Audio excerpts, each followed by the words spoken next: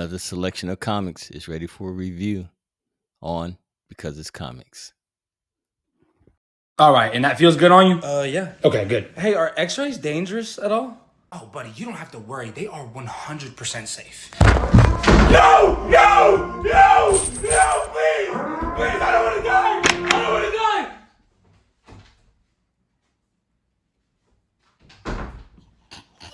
Stop doing that! I hate when you I should have left him in there, turned his brains into scrambled eggs. Our first book up for review is Hyde Street #6 with writer Jeff Johns and art by Francis Portela. I feel like Hyde Street is one of those books in which you wait for the shoe to drop. And what I mean by that is this comic book reminds me of a television show, Twilight Zone. And I say that because it follows a format in which um, each month a story is told. And at the end of the story, there's usually some plot twist or plot reveal that's unexpected. The thing about High Street is that there's a different kind of feel about this book.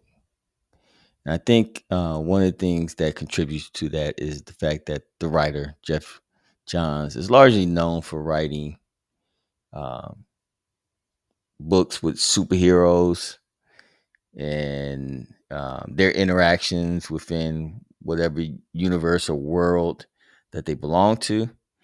I feel like he's created a sense of um, that presence within this comic um, overall, in the sense that um, in this title, we're dealing with villainous types of characters, and these villainous characters, um, in some ways, you root for them, uh, and at other times you don't. And I think what makes that largely interesting is that uh, do, because of the nature of how this book is being written, these characters are part of a small circle in which they are a community of themselves. So we don't really feel, or I don't really feel um, like horror per se, or classic horror per se aspect, to where usually where there's some monster that's been created and it's acting upon victims that are external to that monster in and of itself. Because in this book, we're dealing mostly with characters that are supposed to be considered monsters, but in other ways, um, John sometimes adds to one or two characters some kind of sympathetic aspect to them that you don't entirely wish or entirely see them as I guess the monsters they're supposed to be within the story. Now, in this particular issue, um, again, I never give spoilers. The story is definitely on par and at pace with what Jeff Johns has written so far, or what he's sticking to as an overall theme for this book. So, for this particular issue, the story is is it's good. It is. It is good. Um, and it's exactly what I expected to see in this title for this month. Now, however, and again, I don't like to really be very critical of artists. The artwork is not um, what I would say adds to the story. I think like if you've been following the book monthly since the first issue, um, you can get a feel that there's something different. Now, of course, the artist. This is a different artist on this book this month, and the art just didn't strike me as um, being that remarkable. I think when the regular artist is on the book, he adds an aspect from that is a part of his how he draws the characters that gives them more of a sinister feel or more of a if sinister's not the aspect they're going for a particular character, mysterious or annoyingly unlikable character um, traits uh, that I usually expecting from this book. Now, take for instance, there's a character here called Pranky, and um, his he has a large presence within the overall story of High Street, uh, and the way that the character was drawn this month just didn't add that feel to the book. Like I said, while the overall story is well enough, good, um, there just seemed to be something missing from the title uh, this week. With that said, my review is going to be based largely on the absence of um, the um, the artists that generally um, depicts these characters on a month-to-month basis. So, with that said, High Street number 6, I'm giving it 2 stars. Black alert. Black alert. Black alert. Black alert. Black alert. Black alert. Black alert. Black alert.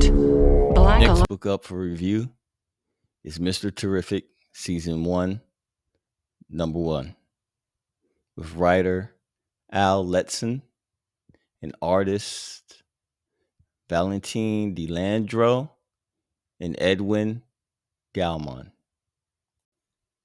So, Mr. Terrific, not a particularly well-known character um, when it comes to comics. He's known well enough for those who are true fans of the Justice League or DC aficionados. Um, with the recent, or excuse me, the upcoming Superman movie by James Gunn, um, about to be released this summer. Uh, Mr. Terrific, I have a feeling it's going to be um, the next the next new hotness on the block, for lack of a better term. I particularly like Mr. Terrific. He's supposed to be like the third smartest um, superhero or character in the DC universe. His story has always interested me or interests me. And I find that uh, to be a black character in the DC universe, he has not been explored um, um, deeply enough. Um, that's it. So I feel that this season one book is to kind of fill in the gaps for those who are new to this character, and even those who are familiar with the character, to help give him even more depth than has previously been done um, in titles that he has headlined. In this particular issue, we get two different artists, vastly different from one another. The um, first part of the book, the first few pages of the book, the art is very detailed, very, I would say, um, modern DC, and it looks great. I can't take anything away from it. Looks great. So I'm not going to make this book about a battle between two artists, because um, in the remaining half of this book, um, the art is also done well. However, again, art is subjective. Some people may be turned off by the abrupt change in art styles, which does happen in this issue. There's going to be an abrupt change, or you get an abrupt change rather, and to some readers, that may be unappealing. But when you read the story, it kind of goes with what is needed to um, make this book compelling. Like, once you get over the shock of the change, the story is just a great story. And for a first issue,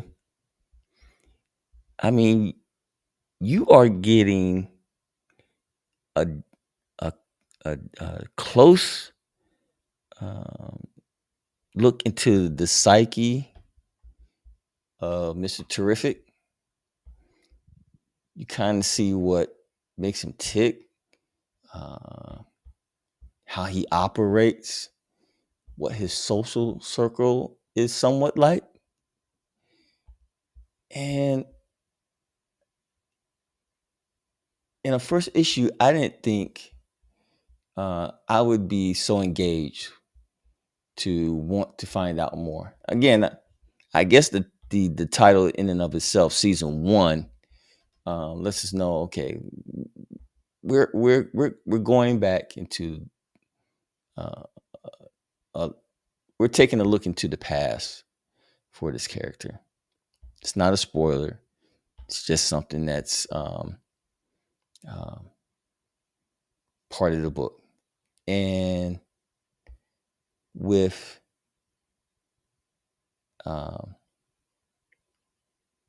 that in mind,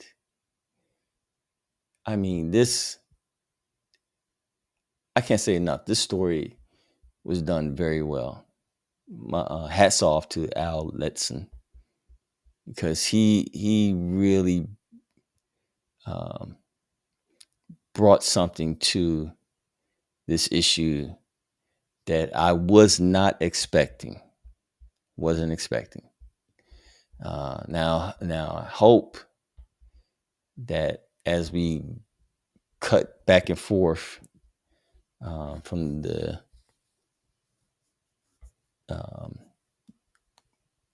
through this character's past and present, that we don't get stuck thematically,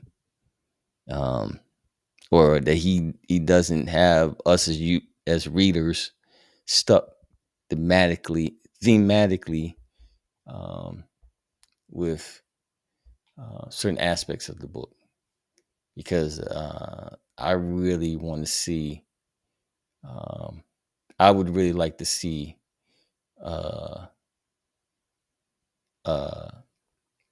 big story and plot progression issue to issue. I have nothing to complain about, or rather to take away from this book with this initial first issue. But definitely, I'm expecting from what I saw in this issue, I'm expecting more from this writer. Now, I don't know if they're going to continue with this back and forth art change. We'll see. But definitely check this book out. If you don't know a whole lot about Mr. Terrific and have been curious why he would be a character that James Gunn would pick out of nowhere to put him in a Superman movie, and not from the aspect of we need a black character in the movie. No, okay, we're not going there. This character has personality, he has depth, charisma, all the things that make him unique compared to what we're used to seeing in a cape wearing character in the DC universe. Check this book out. With that said, I give Mr. Terrific Season 1, first issue, 4 stars. Don't be a hater all of your life, Cyclops. Everyone here knows I'm fresh. What is he looking at? What are you looking at? Why are you looking at me? Is there something on my face? Do I have a booger? Is there a booger on my What? face? No, I was Don't just... fucking lie to me! Is there a booger on my face? No, absolutely not. I was trying to get your cosign on my freshness. That's all. My cosign on your what? The only other fashionable person here. I wanted you to let these fools know that I'm rocking some exquisite drip. What I can say is that if I wore it, it would look great on me if I was an evil version of myself. You have to check and make... Wait, let me finish. But on you, I hate it? Is that the right word? Yes, hate is where I'm going. I really don't understand the design of the gloves connected to the armpit area. So why I not ain't just make fresh? Huh? I ain't fresh? No, not in the... Hell no! Not at all. Not in the I lips. wasn't gonna say shit because I'm sitting up here in my drawers or whatever, but you do. Our next book up for review is Uncanny X-Men 15 with writer Gail Simone and art by Matthew Wilson. Uncanny X-Men right now is on a roll with this Dark Arteries series. Gail Simone is just knocking it out the box, for lack of a better colloquialism. Um, just this storyline is it's something I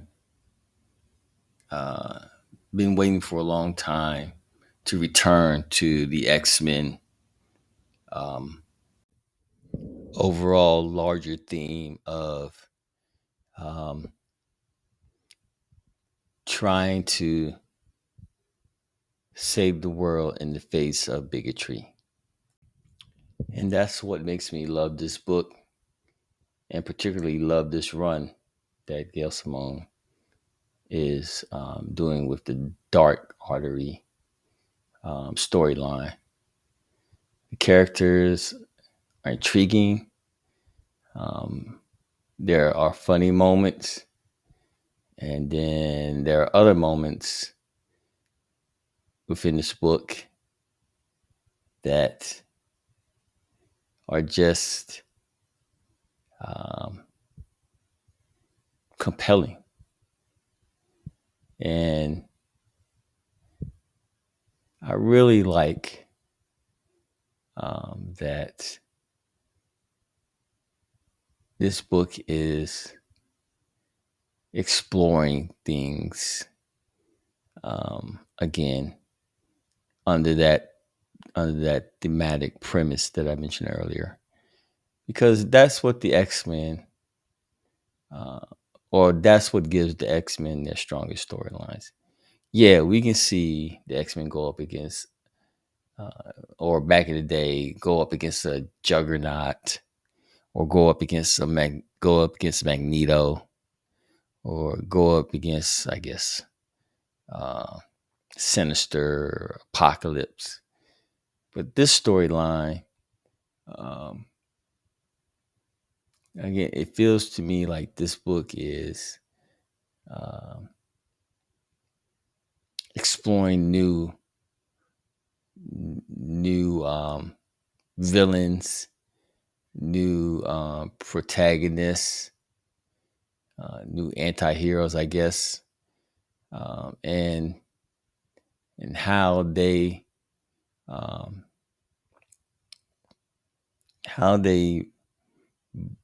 blend in with the world of the X-Men. So, review. The art is just it's great. I'm sorry, like this particular issue is a dark issue as far as the color scheme, but it works. It works so much for the story, and it gives this book so much character. So much character. Um, I'm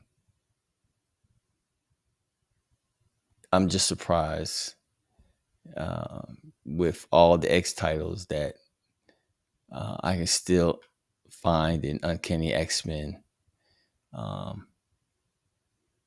That feeling I had reading the X-Men 20, 30 years ago.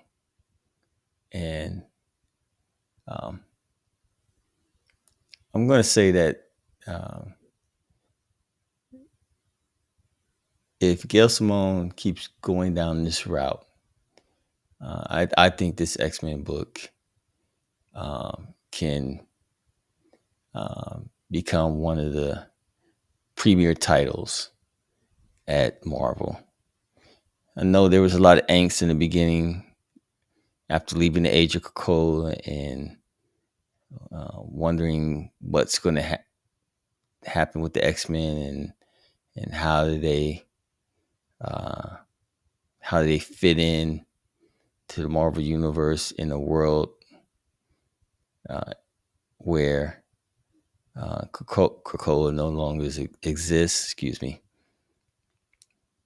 And I think this book does a great job of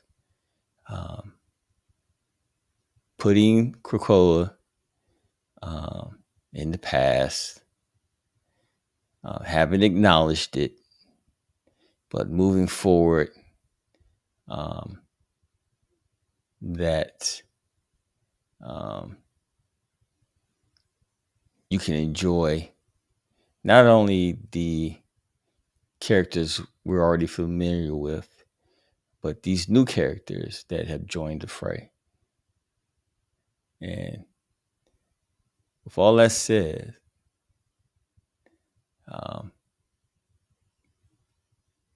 I don't think you want to miss out on this storyline. You want to pick up these books. Like I said, not every book has been a diamond, but these last three, they're up there. And with that said, I give Uncanny X-Men number 15 5 stars. If you enjoyed the video, please hit that like button and subscribe for more content. Don't forget to ring that notification bell so you never miss an update. Let me know in the comments what you thought of the video and what you'd like to see me cover next. And always remember, if you find yourself asking, why they do that? It's because it's comics, man.